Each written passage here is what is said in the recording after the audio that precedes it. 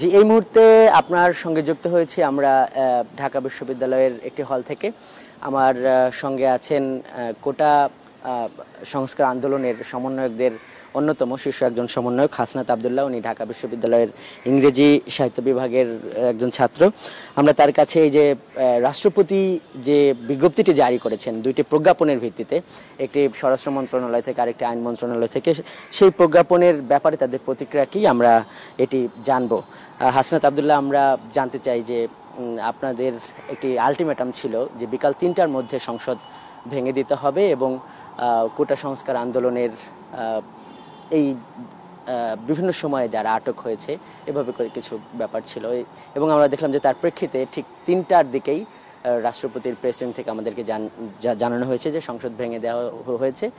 দ্বাদশ সংসদ এখন আর নেই, তার মানে এই সরকারও নেই, যেই কারণে আরেকটি অন্তর্বর্তীকালীন সরকারও গঠন করতে হবে। আর বেগম খালেদা জিয়ার মুক্তির কথাও সেখানে বলা হয়েছে, কোটা সংস্কার আন্দোলনকারীদের মুক্তির প্রক্রিয়া এরই মধ্যে শুরু হয়েছে, এগুলো বলা হয়েছে।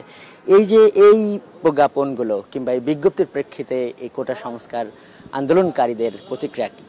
দেখুন, আমাদের এই যে কোটা সংস্কার আন্দোলনের প্রথমটা শুধু কোটা সংস্কার নিয়ে ছিল। পরবর্তীতে আমরা বৈষম্য বিরোধী ছাত্র আন্দোলন আমরা দেখেছি বিভিন্নভাবে নির্যাতন নিপীড়নের শিকার হয়েছি।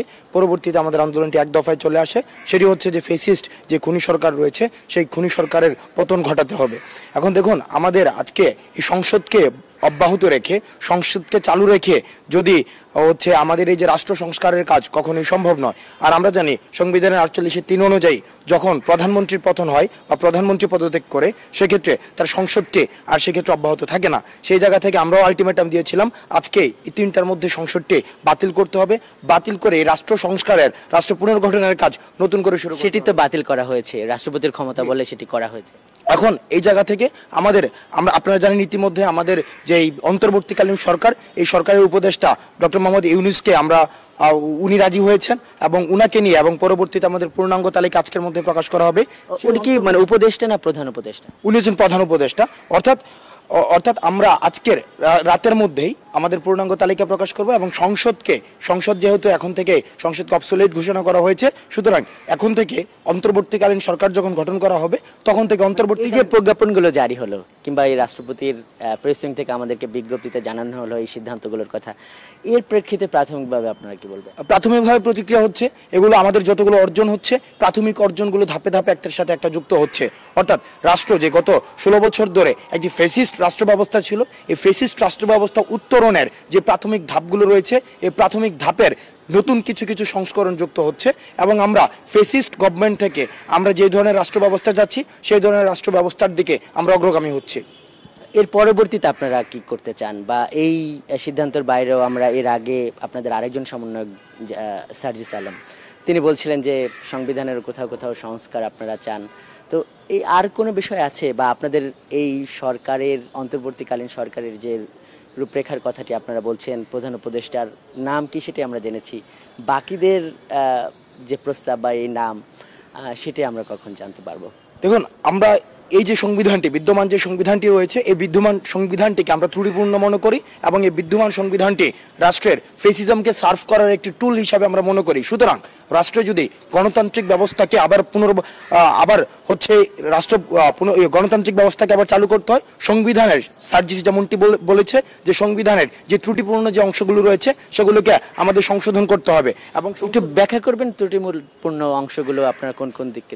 যে দেখুন, ত্রুটিপূর্ণ যে জায়গায় বলা হয়েছে যেখানে হচ্ছে নির্বাচন করতে হবে দলীয় সরকারের আন্ডারে নির্বাচন করতে হবে, সেটা একটা আমরা ব্যক্তিগতভাবে মনে করছি ত্রুটিপূর্ণ একটি ব্যবস্থা। কারণ দলীয় সরকারের অধীনে কখনোই যে নির্বাচনগুলো হয়েছে, 14 সালের নির্বাচন, 18 সালের নির্বাচন এবং সর্বশেষ 2024 সালের 7 জানুয়ারির যে নির্বাচনগুলো হয়েছে, সেই নির্বাচনগুলো আমরা সেই নির্বাচনগুলোকে কখনোই হচ্ছে এগুলিকে গণতান্ত্রিক ব্যবস্থার শুদ্ধ নির্বাচন হিসাবে আমরা দেখছি না। তো সুতরাং আমরা গণতান্ত্রিক যেই ধারায়, সেই ধারায় ফিরতে হলে সেই যে দলীয় সরকারের অধীনের যে নির্বাচন যে কাঠামোটি ফেসিস্ট গভর্নমেন্টকে সার্ভ করার জন্য সেখানে অত্যন্ত সুপরিকল্পিতভাবে তৈরি করা হয়েছিল, সেটিকে অপসারণ করতে হবে। অর্থাৎ যেই জায়গাগুলো ফেসিস্ট গভর্নমেন্টকে সার্ভ করে সংবিধানের, সেই ত্রুটিপূর্ণ অংশগুলোকে সংশোধন করে যে পিওর ডেমোক্রেসির দিকে আমরা ধাবমান হতে পারবো। হাসনাত আবদুল্লাহ, এখানে একটা প্রশ্ন করতে চাই। আপনি নিশ্চয়ই আইন জানেন, আপনারা একটা সফল আন্দোলন করেছেন। গতকাল দেশের লাখো জনতা তারা রাস্তায় নেমে এসেছিল, আপনাদেরকে অভিবাদন জানিয়েছে। এখানে একটা প্রশ্ন থাকে যে জানেন যে আইন পাশ হয় সংসদে, তো যেহেতু এখন সংসদ নেই, যেহেতু ভেঙে দেওয়া হলো সবশেষ দ্বাদশ সংসদ, সেহেতু এই আইনটি পাশ হওয়ার তো সংসদে সেটা সম্ভব নয়। তবে রাষ্ট্রপতির একটা অর্ডিন্যান্স জারি করার একটা ক্ষমতা থাকে বা অধ্যাদেশ জারি করার ক্ষমতা থাকে। তো আপনারা মানে এই জায়গাতে আপনারা কোন দিক যেতে চান বা এটি কিভাবে হবে? যেহেতু একটা নির্বাচনের প্রশ্ন আসছেই, যেহেতু সরকারও নেই, সেনাবাহিনীর প্রধানও বলেছেন যে তারা দলাদলি করতে চান না, দ্রুতই একটি নির্বাচন এবং অন্তর্বর্তীকালীন সরকার গঠন করার কথা হচ্ছে। অন্তর্বর্তীকালীন সরকারেরও মানে প্রধান লক্ষ্যই থাকবে দ্রুত একটি নির্বাচন অনুষ্ঠান, কিন্তু সেটি কিভাবে হবে? দেখুন, আমাদের দেশের যে সিগনিফিক্যান্ট কিছু আইন হয়েছে, এই সিগনিফিক্যান্ট আইনগুলো আমি জাস্ট আমাদের সুদূর নিকট অতীতে যদি যাই, 2007-08-এর মধ্যে হয়েছে, অর্থাৎ শাসন বিভাগ থেকে বিচার বিভাগের যে পৃথকীকরণের বিষয়টি, সেটিও কিন্তু ওই যে অন্তর্বর্তীকালীন সরকার 2007-08-এর সময় যেটি ছিল তখনই হয়েছে। তথ্য অধিকার আইন, সেটিও কিন্তু তখন হয়েছিল। আপনি যেমনটা বলছিলেন যে প্রধান রাষ্ট্রপতির অর্ডিন্যান্সের যে বিষয়টি থাকে, সেই বিষয়টির মধ্য দিয়েও প্রয়োজন অনুযায়ী রাষ্ট্র সংস্কারের জন্য উনি প্রজ্ঞাপন জারি করতে পারেন। আর আরেকটি বিষয়, সেক্ষেত্রে আইনের বিষয়গুলো যারা আমাদের যারা আইন বিশারদ রয়েছেন, যারা আইন বিষয়ে অনেক বেশি অভিজ্ঞ, তাদের সাথে পরামর্শ করে, তাদের পরামর্শ নিয়ে এই বিষয়গুলো যথাযথভাবে অ্যাড্রেস করা হবে। কিন্তু আমরা চাই, আমরা যেটির জন্য আন্দোলনটি করেছি, এটি বৈষম্যহীন বাংলাদেশের জন্য আন্দোলন করেছি, যেখানে প্রত্যেকটি মানুষের ফ্রিডম অফ স্পিচ থাকবে, রাইট টু ভোট থাকবে, সেখানে মানুষের মৌলিক মানবিক অধিকারগুলো থাকবে, সেখানে ন্যূনতম নাগরিক অধিকারগুলো থাকবে, সামাজিক যে দৃশ্যমান যে বৈষম্যগুলো সৃষ্টি হয়েছে, সেই দৃশ্যমান বৈষম্যগুলো অপসারণ হয়ে সেখানে সমতা স্পষ্ট। আপনি মত প্রকাশের স্বাধীনতার কথা বলছেন হাসনাত আব্দুল্লাহ, এখানে একটা প্রশ্ন আসে, যেটি ডিজিটাল সিকিউরিটি অ্যাক্ট নিয়ে সারা পৃথিবীতে আলোচনা হয়েছে, যেটি বাংলাদেশে হয়েছে, সেটির কিন্তু পরবর্তীতে সংশোধনের কথা বলে সাইবার সিকিউরিটি অ্যাক্ট করা হয়েছে। মত প্রকাশের স্বাধীনতা গণমাধ্যমের সাথে সংশ্লিষ্ট এই বিষয়টি তো নিশ্চয়ই আছে। এর বাইরেও সামাজিক যোগাযোগ মাধ্যম বা এই আধুনিক যুগে, এই বিশ্বায়নের যুগে মত প্রকাশ সবার কাছে একটা গুরুত্বপূর্ণ স্ট্যান্ডার্ড। এই জায়গায় আপনাকে ডিএসএ নিয়ে বা সাইবার সিকিউরিটি অ্যাক্ট, যেটি সারা পৃথিবী বা বিভিন্ন সংস্থা বলছে যে এটি মত প্রকাশের স্বাধীনতার জন্য অন্তরায়, সেটি নিয়ে কোনো কথা বলবেন? আমরা এজন্যই আপনাদের কাছে প্রশ্নটি তুলছি যে আমরা দেখছি যে আপনারা যৌক্তিক যে দাবিগুলো এখন করছেন, সেগুলো এখন এই পরিস্থিতিতে সেটি কিন্তু বাস্তবায়ন হচ্ছে। সেক্ষেত্রে প্রশ্ন হলো যে আপনারা এই যে সাইবার সিকিউরিটি অ্যাক্ট, এই সিএসএ, এটা নিয়ে কি কিছু বলতে চান? দেখুন, আমরা যখনই সাইবার সিকিউরিটি অ্যাক্ট পরবর্তীতে 2023 সালে সেটার নাম পরিবর্তন করা হয়েছে, কিন্তু কার্যক্রম যেগুলো রয়েছে সেগুলো আগের মতোই রয়েছে, ডিজিটাল নিরাপত্তা আইন যেটি। এখন দেখুন, আমরা বৈষম্যহীন বাংলাদেশের কথা বলছি। এখন কাউকে যদি মত প্রকাশ করতে না দেওয়া হয় আর কাউকে বেশি মত প্রকাশ করতে দেওয়া হয়, সেটি কিন্তু এক ধরনের বৈষম্য, মত প্রকাশের ক্ষেত্রে বৈষম্য। আমরা এমন একটি বাংলাদেশের স্বপ্ন দেখে সেখানে শুধুমাত্র মত প্রকাশের স্বাধীনতা নয়, সেখানে দ্বিমত প্রকাশের স্বাধীনতাও সেখানে নিশ্চিত করা হবে।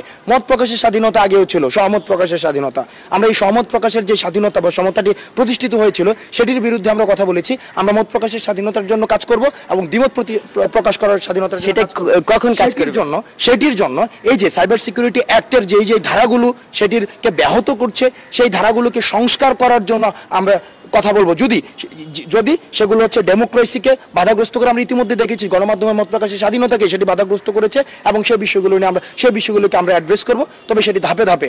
আজকে অন্তর্বর্তীকালীনের যেই গভর্নমেন্টের যে পূর্ণাঙ্গ যে তালিকা, সেটি প্রকাশ করার পরে ধাপে ধাপে সেই বিষয়গুলো। তার মানে আপনার অর্ডিন্যান্সের দিকে এত তাড়াহুড়ো করে যাচ্ছেন না, একটা সংসদ হলে তখন হয়তো এগুলো আসবে, এরকম না? দেখুন, এগুলো আলোচনা সাপেক্ষে, আমরা সমন্বয়কদের সাথে কথা বলছি, যারা ল রিফর্মের সাথে যুক্ত, তাদের সাথে কথা বলছি, রাষ্ট্রের বিভিন্ন স্টেক রয়েছে, তাদেরকে ইনভলভ করার চেষ্টা করছি, এবং যেই প্রবলেমগুলো রয়েছে, বিভিন্ন যে স্টেক হোল্ডার্স রয়েছে, তাদেরকে স্টেক হোল্ডার্সগুলোকে আলাদা রেখে রাষ্ট্র পুনর্গঠন কখনোই সম্ভব নয়। আমাদের 2-3টা স্টেক হোল্ডারকে শুধুমাত্র সুবিধাভোগী একটা গোষ্ঠীকে নিয়ে তাদের মন অনুযায়ী আইন রিফর্ম করা, যেটা আমরা আগে দেখেছি, সেভাবে সম্ভব নয়। অর্থাৎ রাষ্ট্রের যতগুলো স্টেক রয়েছে একটা আইনের সাথে, সবার সাথে, সুশীল সমাজের সাথে বসে এবং গণমাধ্যম কর্মীদের সাথে বসে তারা কিভাবে সেটিকে চাচ্ছে, কিভাবে গণমাধ্যমের যেই সংবাদ সংগ্রহ, সংবাদ প্রচার এবং সংবাদ প্রসারের ক্ষেত্রে কিভাবে সেগুলো, এই আইনগুলোকে রিফর্ম করলে সেগুলো হচ্ছে যথাযথ হবে, সবার মতামতের অংশগ্রহণের ভিত্তিতে সেই আইনগুলোকে সংস্কার করা। আমার আরেকটা প্রশ্ন আছে, তার আগে আমাদের সংশ্লিষ্ট আরেকটা বিষয় বলতে, আপনি কি মনে করেন যে মাঠের যারা সাংবাদিক, এই যে আমরা যারা কাজ করি, তারা এই যে বৈষম্য বিরোধী ছাত্র আন্দোলন কিংবা কোটা সংস্কার আন্দোলনের মধ্যে যৌক্তিক বিষয়গুলোর সাথে একমত না? বা কারণ আমরা দেখছি যে আমরা যখন অনুষ্ঠান কভার করতে যাই বিভিন্ন জায়গায়, এই আন্দোলনকারীদের মধ্যে হতে হতে তারা ছাত্র না কিংবা ছাত্র একটা হামলার শিকার হচ্ছে, বিভিন্ন জায়গায় এই ঘটনাগুলো ঘটছে, সেই জায়গায় মানে আপনারা কি বলেন? দেখুন, আমাদের শুরু থেকে গণমাধ্যমের যারা কর্মী রয়েছে, গণমাধ্যমের কর্মীদের সাথে অত্যন্ত মাঠ পর্যায়ের যারা কর্মী রয়েছে তাদের সাথে অত্যন্ত সৌহার্দ্যপূর্ণ সম্পর্ক, এবং আমরা দেখেছি আন্দোলনের শুরু থেকেই এই পর্যন্ত এই আন্দোলনের সার্বজনীনতা নিশ্চিত করতে গণমাধ্যমের মাঠ পর্যায়ের কর্মীদের অবদান অনস্বীকার্য এবং খুবই গুরুত্বপূর্ণ, এবং সেটির জন্য আমরা সবসময় কৃতজ্ঞতা প্রকাশ করেছি। কিন্তু আমাদের যে সৌহার্দ্যপূর্ণ সম্পর্ক গণমাধ্যম কর্মীদের সাথে, সেটিকে প্রশ্নবিদ্ধ করার জন্য আমরা সবসময় দেখেছি একটি তৃতীয় পক্ষ সবসময় গণমাধ্যম কর্মীদের উপরে হামলা করা, তাদেরকে সংবাদ সংগ্রহ, সংবাদ প্রচার এবং প্রসারের ক্ষেত্রে বিঘ্নিত ঘটিয়েছে, এবং বৈষম্য বিরোধী ছাত্র আন্দোলন সবসময় সেটা নিন্দা জানিয়েছে, এবং ভবিষ্যতেও তারা যেন খবর সংগ্রহ, প্রচার এবং প্রসারের ক্ষেত্রে এই রাস্তাটা প্রশস্ত হতে পারে, সেটি নিশ্চয়তার জন্য বৈষম্য বিরোধী ছাত্র আন্দোলন অবশ্যই কাজ করবে। সবশেষ প্রশ্ন, এই আপনাদের অন্তর্বর্তীকালীন সরকারের পূর্ণাঙ্গ যে রূপরেখাটি, এটি কখন হবে? আর যেহেতু এখানে আরো অনেকগুলো পক্ষের সাথে এর মধ্যে আমরা দেখেছি যে এখন যিনি রাষ্ট্রপতি রয়েছেন মোহাম্মদ শাহাবুদ্দিন চুপ্পু, উনি বিভিন্ন স্টেক হোল্ডার্সদের সঙ্গে, রাজনৈতিক নেতৃবৃন্দের সঙ্গে কথা বলেছেন, শিক্ষকরা ছিলেন, আমরা কয়েকজন ছাত্রকেও সেখানে দেখেছি, গতকাল আমি ওখানে ছিলাম। তো এই যে আপনাদের রূপরেখাটি কখন, এটি একটা প্রশ্ন। আর সবশেষ প্রশ্ন, যদি এটি কাটছাট হয়, এটি যদি সংশোধন করতে হয়, কিংবা যদি এরা বলে যে না এখানে কিছু এটি আমরা মানতে পারি না, আরো অন্য স্টেক হোল্ডারদের যাবো, তাহলে আপনাদের অবস্থানটা কি হবে? এই দুইটা দিক। দেখুন, আমরা সবসময় মনে করি মতামতের ভিত্তিতে রাষ্ট্র সংস্কারের জন্য যে প্রস্তাবনাটি সবচেয়ে বেশি যৌক্তিক, সেই যৌক্তিক প্রস্তাবনাটি সেখানে মেনে নেওয়া হবে। যদি আমাদের প্রস্তাবনা এবং অন্য কোনো প্রস্তাবনাও যদি থাকে, রাষ্ট্রের জন্য যে বেস্ট যে ওয়েটি রয়েছে, সেই বেস্ট ওয়েটি হচ্ছে এখানে অ্যাডপ্ট করা হবে। আর এই যে পূর্ণাঙ্গ তালিকাটি আজকে রাতের মধ্যে সেটি প্রকাশ করা হবে। সেটি যদি মানা না হয় তখন, হ্যাঁ, সেটি যদি মানা না হয় সেক্ষেত্রে আমাদের আলোচনাটা আরো দীর্ঘায়িত হবে। কিন্তু আমরা এই যে আলোচনার দরজা, সেটি সবসময় উন্মুক্ত থাকবে। আমরা মনে করি ডিসকাশনের মধ্য দিয়ে সলিউশন সম্ভব, কখনো সাপ্রেশন বা অপারেশনের মধ্য দিয়ে সলিউশন হয় না। হাসনাত আব্দুল্লাহ, আপনাদেরকে এই এখন টিভির সঙ্গে যুক্ত হওয়ার জন্য অনেক ধন্যবাদ। দর্শক, আমরা এই বৈষম্য বিরোধী ছাত্র আন্দোলনের অন্যতম সমন্বয়ক হাসনাত আব্দুল্লাহর সঙ্গে এতক্ষণ কথা বলছিলাম, এবং বঙ্গভবনের প্রেস উইং থেকে এই সংসদ ভেঙে দিয়ে কিংবা এই গেল মাসের শুরু থেকে এই 5 আগস্ট পর্যন্ত কোটা সংস্কার আন্দোলন কিংবা বৈষম্য বিরোধী ছাত্র আন্দোলনের আটক নেতৃবৃন্দ কিংবা এই বেগম খালেদা জিয়ার মুক্তি দিয়ে যে বিজ্ঞপ্তি জারি করেছিল বা যে প্রজ্ঞাপনগুলো জারি হয়েছে, তার প্রেক্ষিতে আমরা প্রতিক্রিয়া নিচ্ছিলাম। তো তারা সবশেষ এটি জানালো যে এই সংসদ ভেঙে দেওয়ার বিষয়টাকে তারা ভালোভাবেই দেখছে, তবে আরও অনেক কিছু সংস্কার প্রয়োজন, এবং তারা বলছে যে এই যে অন্তর্বর্তীকালীন সরকার, সেটির রূপরেখা তারা এখন তৈরি করছে, সন্ধ্যা নাগাদ হয়তো এটা প্রকাশ হবে, এবং তারা বলছে যে অন্তর্বর্তীকালীন সরকারের একটা রূপরেখা তারা দেবে, কিন্তু এই রূপরেখার বাইরেও এই রাষ্ট্রের যে আরও অনেক পক্ষগুলো আছে তাদের সঙ্গে নিয়ে আরও আলাপ আলোচনার দরজাটাও তারা খোলা রাখছেন, সেটি কিন্তু বন্ধ করতে চান না। তো এই ছিল এই ঢাকা বিশ্ববিদ্যালয় থেকে আমার কাছে থাকা সবশেষ।